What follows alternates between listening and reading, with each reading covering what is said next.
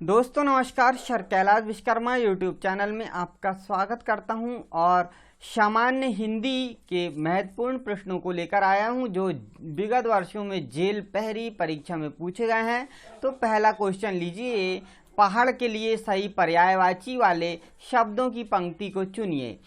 पहाड़ यानी पर्वत, अचल, गिरिजा, या दूसरा पर्वत, अचल, गिरी, तीसरा पर्वत, आचल, गिरी, चौथा है पार्वती, अचल और गिरी। इनमें से चार ऑप्शन में से सही जवाब जो है वो हमारा है पर्वत, अचल और गिरी। ये सही जवाब है, इनका अर्थ ही पहाड़ होता है। अचल गिरिजा नहीं होता। अब यहाँ पे देखिए आंचल लिख दिया है, ये यहाँ पे गलती है। और एक देखिए पर्वत में यहाँ पे लिखा क्या है, पार्वती लिखा है। पार्वती का अर्थ भी नहीं होता, इसलिए ये ऑप्शन सभी गलत हो गए हमारे। और ये दूसरा ऑप्शन है ये बिल्कुल सही है, पर्वत, अचल और गिरी। क्वेश्चन नंबर दूसरा देख लिए, अक्ल पर पत्थर पड़ना। जो मुहावरा है इसका निम्नलिखित विकल्पों में से कौन सा है। अक्ल पर पत्थर पड़ना, कुव्यवस्था होना, मनोकामना पूर्ण होना, मूर्ख होना, बुद्धि नष्ट होना। और इसका सही जवाब देखिए आप क्या है। अक्ल पर पत्थर पड़ने का सही जवाब है बुद्धि नष्ट होना। देखो मूर्ख हो नहीं सकता है, मनोकामना पूर्ण होना बिल्कुल नहीं हो सकता, अक्ल की बात है। और अक्ल पर पत्थर पड़ना, कुव्यवस्था होना भी नहीं हो सकता, इसलिए सही जवाब जो है बुद्धि नष्ट हो जाती। कहते हम कि अक्ल पर पत्थर पड़ गया यानी बुद्धि नष्ट हो गई है। क्वेश्चन नंबर तीसरा देखिए, पहली सा जीवन है व्यस्त में निम्न में से कौन सा अलंकार। यहाँ पे हमको अलंकार बताना है। और यदि आप अलंकार नहीं देखा आपने तो हिंदी की प्लेलिस्ट में जाकर आप हमारे अलंकारों को देख लीजिए, वहाँ से आपको और समझ में आ जाएगा। पहली सा जीवन है व्यस्त अतिशयोक्ति अलंकार है, उपमा अलंकार है, वक्रोक्ति अलंकार या उत्प्रेक्षा अलंकार है यहाँ पर। और सही जवाब हो जाएगा हमारे पास ये उपमा अलंकार है, क्योंकि यहाँ पर उपमा की जा रही है। सा, सी, सरिस ऐसे शब्द यदि पहली या कविता में आ जाते हैं तो वहाँ पर उपमा अलंकार होता है। पहली सा जीवन है व्यस्त, जीवन किसके जैसा व्यस्त है, तो पहली के जैसा, यानी यहाँ पे तुलना की जा रही है। और तुलना की जा रही इसलिए यहाँ पर जो अलंकार होगा वो उपमा अलंकार होगा। इसी प्रकार क्वेश्चन नंबर चौथा देखते हैं हम, आओ प्रत्यय से बना शब्द निम्न में से कौन सा है। अब प्रत्यय अर्थात आप जानते हैं कि वे शब्द जो शब्दांश यानी शब्द के अंत में लगकर अर्थ बन जाते हैं, नया अर्थ बन जाता है, नया शब्द बन जाता है। तो आपको बताना है निम्न में से कौन सा शब्द जिसमें आव लगा है। पढ़ाओ, आवश्यक, आव नाताव, आवक। और सही जवाब यहाँ पर देखिए आप पड़ाव है। पड़ाव कैसे है, पढ़ धन आव हो जाएगा पड़ाव। क्वेश्चन नंबर पांचवा, एहतियात का निम्न में से कौन सा सही विलोम शब्द है। विलोम शब्द यहाँ बताना, अनैतिहायत, अनहतियाय या अहतियात, लापरवाही।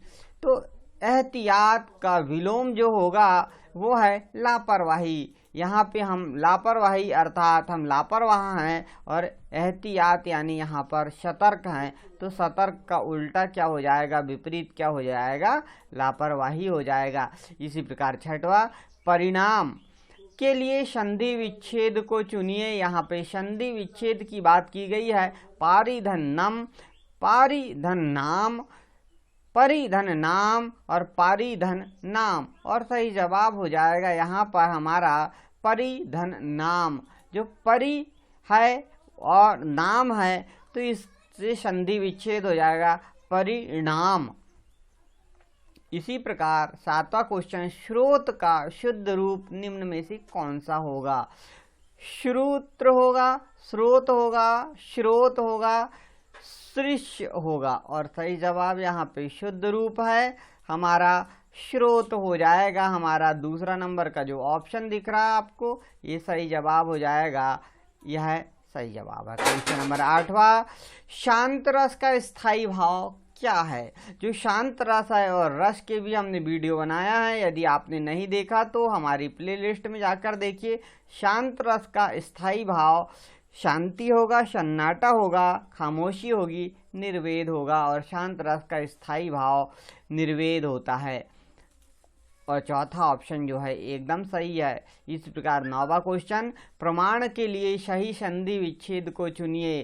संधि विच्छेद बताना है प्रमाण का, और प्रमाण प्रधनमान, परधनमान, प्राधनमान और परधनमान, और यहाँ पर संधि विच्छेद करना है आपको, और सही हो जाएगा प्रधनमान जो है वह सही संधि विच्छेद है हमारा, पहला ऑप्शन सही हो जाएगा। इसी प्रकार 10वां, एक रूपता का निम्न में से कौन सा सही विलोम शब्द बताना। यहाँ पर एक रूपता का अनेक रूप, अनेक रूष, अनेक रूप या फिर अनेकारूप, और सही जवाब हो जाएगा आपका अनेक रूप। जो पहला ऑप्शन है ये बिल्कुल सही जवाब हो जाएगा, क्योंकि एक रूप यानी एक जैसा होना और भिन्न भिन्न अलग अलग होना यानी अनेक रूप होना। क्वेश्चन नंबर 11 देखते हैं कि जो पहले हो चुका हो के लिए एक शब्द में से कौन सा होगा? जो पहले हो गया हो, भूतपूर्व, वर्तमान, अभूतपूर्व या भविष्य। देखो, जो पहले हो चुका हो तो वर्तमान तो हो ही नहीं सकता किसी भी कंडीशन में, भविष्य हो नहीं सकता। अब दो ऑप्शन बचते हैं, भूतपूर्व या अभूतपूर्व, और सही जवाब जो देखिए आप, इसका बिल्कुल सही जवाब हो जाएगा भूतपूर्व।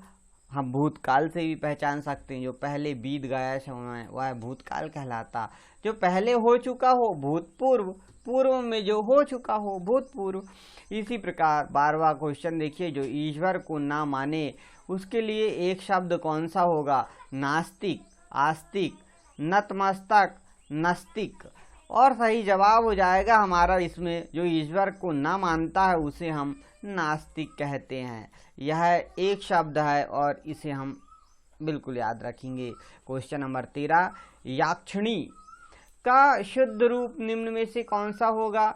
यक्षिणी, याक्षिणी, याक्षण, यक्षिणी, और सही जवाब बिल्कुल हो जाएगा हमारा यक्षिणी।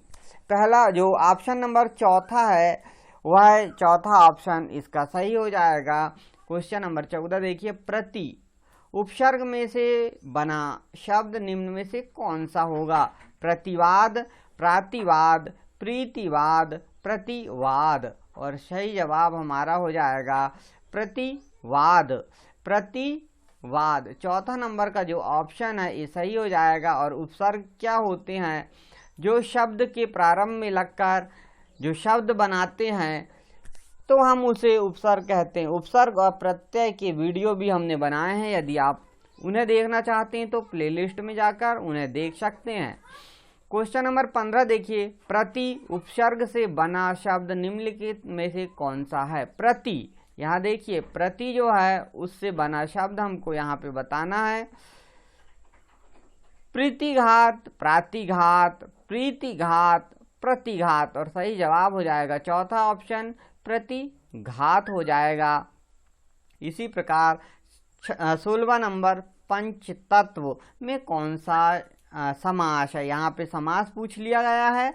और पंचतत्व, पांच तत्वों से बना हुआ हम पंचतत्व कहते हैं। कर्मधारय, द्वंद्व, बहुब्री या द्विगु समास, और समास की भी वीडियो हमने बनाया, आप उन्हें भी देख सकते हैं। और सही जवाब हो जाएगा हमारा द्विगु समास। पंचतत्व, पांच तत्वों से बना हुआ। इसी प्रकार देखिए, हरफन मौला 17वां क्वेश्चन है का समासिक विग्रह कौन सा होगा ये बताना है। हरफन में मौला, हरफन में मीला, हरफैन में मौला या हरफैन में माला, और सही जवाब हो जाएगा हरफन में मौला।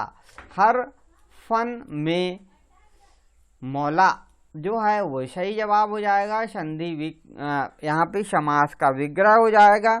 क्वेश्चन नंबर 18 देखिए, नदी के लिए सही पर्यायवाची शब्द पंक्ति को चुनना है। सरिता, तरंगिणी, तटनी, या सरिता तरंगिणी तटनी, या सरिता तरंगिणी और तटनी, या सरिता, तरंगिणी और तटनी। और 18 का बिल्कुल सही जवाब हो जाएगा हमारा सरिता, तरंगिणी और तटनी हो जाएगा सही जवाब हमारा।